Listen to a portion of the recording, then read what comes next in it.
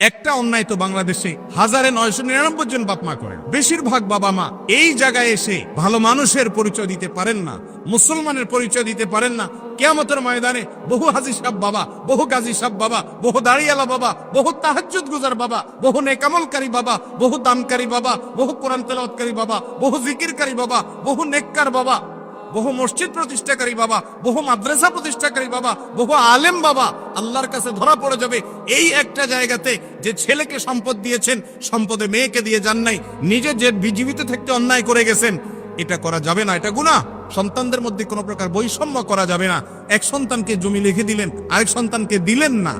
মেয়ে সন্তান দেখে তাদেরকে ঠকালেন, ছেলেদেরকে সব দিয়ে দিলেন, এগুলো অন্যায়। এই কাজগুলো যদি বাবা মা করেন তাহলে সেক্ষেত্রে আপনি এক্ষেত্রে বান্দার হক নষ্ট করলেন, সন্তানের হক নষ্ট করলেন। মনে করছেন আমারই তো সন্তান, কি আর হবে না? কিয়ামতের ময়দানে এই সন্তান আল্লাহর আদালতে মামলা করবে আপনার বিরুদ্ধে যদি আপনি অবিচার করেন। এজন্য বান্দার হকের মধ্যে সন্তানের হকটা অনেক গুরুত্বপূর্ণ। তাদেরকে ভরণ পোষণ দিতে হবে, তাদেরকে তারবিয়াত এবং সঠিক দীক্ষা দিতে হবে, মনুষ্যত্ব শেখাতে হবে, ভালো মানুষ হওয়ার জন্য চেষ্টা করতে হবে। শুধু ভালো স্কুল কলেজে চান্স পাওয়ার জন্য অস্থির হয়ে থাকবেন ছেলে মানুষ হচ্ছে কিনা, নাকি পশুর আচরণ নিচ্ছে, সে আল্লাহকে চিনে কিনা, সে নামাজ পড়ে কিনা, তার ভিতরে ম্যানার্স আছে কিনা, সেগুলো খেয়াল রাখতে হবে। এটা তার পাওনা। যদি আপনি না দেন, কিয়ামতের ময়দানে এই ছেলে নষ্ট হওয়ার কারণে আপনাকে জবাবদিহি করতে হবে, কারণ আপনি তাকে সঠিক পথ দেখাননি। কথা কি বুঝাতে পারছি? এর পাশাপাশি সন্তানের মধ্যে সমতা বজায় রাখতে হবে। একজনকে মহব্বত করতে গিয়ে আরেকজনকে জুলুম করতে পারেন না। বিদেশ থেকে এক সন্তান টাকা কামাই করে পাঠাইছে, সারা জীবন টাকা আপনার নামে পাঠাইছে, আপনি জমি লিখে দিলেন আপনার নিজের নামে। এরপরে যেগুলো টোটো করে এলাকায় ঘুরছে ওইগুলোকেও জমির ভাগ দিয়ে দিলেন, আর ওই বেচারা তার জীবন শেষ করলো কামাই করতে করতে। এরকম জুলুম অনেক বাপ মা করেন, কি করেন না? এগুলো করা যাবে না। ইনসাফ করতে হবে, যার যতটুকু হক তাকে ততটুকু দিতে হবে। বিশেষ করে একটা অন্যায় তো বাংলাদেশে 1999 জন বাপ মা করেন, সেটা হলো সম্পদ থেকে মেয়েকে বঞ্চিত করা। মনে করে যে মেয়েকে দিলে লাভ কি, এটা তো পরের বাড়িতে চলে যাবে, ঠিক না? অথচ আল্লাহ রাব্বুল আলামিন বলেছেন, আবাউকুম ওয়া আবনাউকুম লা তাদরুনা আইয়ুহুম আকরাবু লাকুম নাফআ। তোমাদের সন্তান, তোমাদের পিতামাতা কে তোমাদের কত বেশি উপকারে আসবে তোমরা জানো না। আল্লাহ তাআলা যে সম্পদে ভাগ দিয়েছেন সেই ভাগ অনুযায়ী সবাইকে দিয়ে দিবে। ফরিদাতুম মিনাল্লাহ, এটা আল্লাহর পক্ষ থেকে নির্ধারণ করা, আল্লাহ নির্ধারণ। আল্লাহ শুরুতে বলেছেন, ইউসিকুমুল্লাহ ফি আওলাদিকুম, তোমাদের সন্তানদের ব্যাপারে আল্লাহ ওসিয়ত করছেন। আল্লাহ মালিক হয়ে, সৃষ্টিকর্তা হয়ে অর্ডার করছেন, এটা না বলে আল্লাহ বলছেন ওসিয়ত করছেন, সেটাও অর্ডার। কিন্তু এই শব্দের মাধ্যমে এক ধরনের আবেদন আছে, এর মধ্যে এক ধরনের আবেদন আছে। আল্লাহ ওসিয়ত করছেন সম্পদ বন্টনের ক্ষেত্রে, এটা আল্লাহর নির্ধারণ। খবরদার, এটা তুমি এটাকে চেঞ্জ করার ইখতিয়ার তোমার রাখো না। তোমার সম্পদে তোমার ছেলের যদি 1 আনা হক থাকে, মেয়ের 8 আনা আছে। তোমার ছেলের যদি 50 টাকা হক থাকে, মেয়ের 25 টাকা আছে।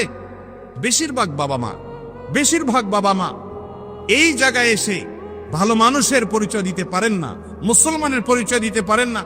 কিয়ামতের ময়দানে বহু হাজী সাহেব বাবা, বহু গাজী সাহেব বাবা, বহু দাড়িয়ালা বাবা, বহু তাহাজ্জুদ গুজার বাবা, বহু নেকামলকারী বাবা, বহু দানকারী বাবা, বহু কোরআন তেলাওয়াতকারী বাবা, বহু জিকিরকারী বাবা, বহু নেককার বাবা, বহু মসজিদ প্রতিষ্ঠাকারী বাবা, বহু মাদ্রাসা প্রতিষ্ঠাকারী বাবা, বহু আলেম বাবা আল্লাহর কাছে ধরা পড়ে যাবে এই একটা জায়গাতে যে ছেলেকে সম্পদ দিয়েছেন, সম্পদে মেয়েকে দিয়ে যান নাই, নিজে যে জীবিত থাকতে অন্যায় করে গেছেন।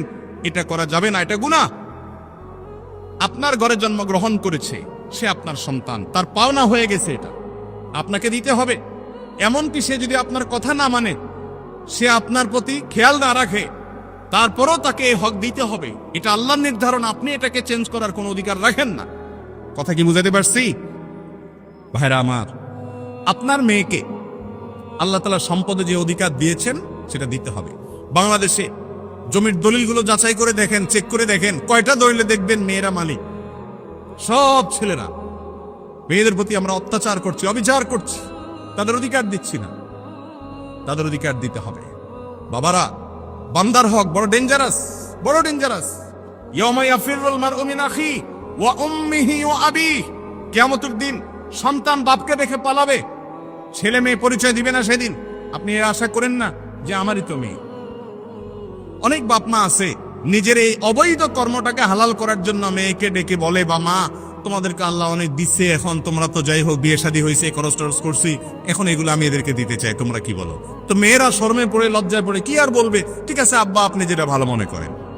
হয় না এরকম অন্যায়, অবিচার, কোনো কাহিনী চলবে না। মেয়েকে জিজ্ঞেস করা যাবে না। কেন জিজ্ঞেস করবেন? জিজ্ঞেস করবেন তাকে লজ্জায় ফেলে দেওয়া। বাধ্য হয়ে সে দিতে চায় না, ভাইদের সামনে সবার সামনে জিজ্ঞাসা করবেন, সে বলবে না আমারটা আমাকে দিতে হবে, তাহলে তো ভাই বলবে বিটা তোমার আর জায়গা নেই। এগুলো অন্যায়। সে তার সম্পদ এখান থেকে নেওয়ার পরেও আজীবন সে ভাইয়ের বিটা আসতে পারবে, তার রাইট। কারণ ভ্রাতৃত্বের বন্ধনের কারণে ভাই বোনকে দেখবে, বোন ভাইকে দেখবে, এটা তাদের কর্তব্য পারস্পরিক। মা বাবারা এ অন্যায় করবেন না। সম্পদ দেওয়ার ক্ষেত্রে বৈষম্য করবেন না, বান্দার হক নষ্ট করা হয় এক্ষেত্রে।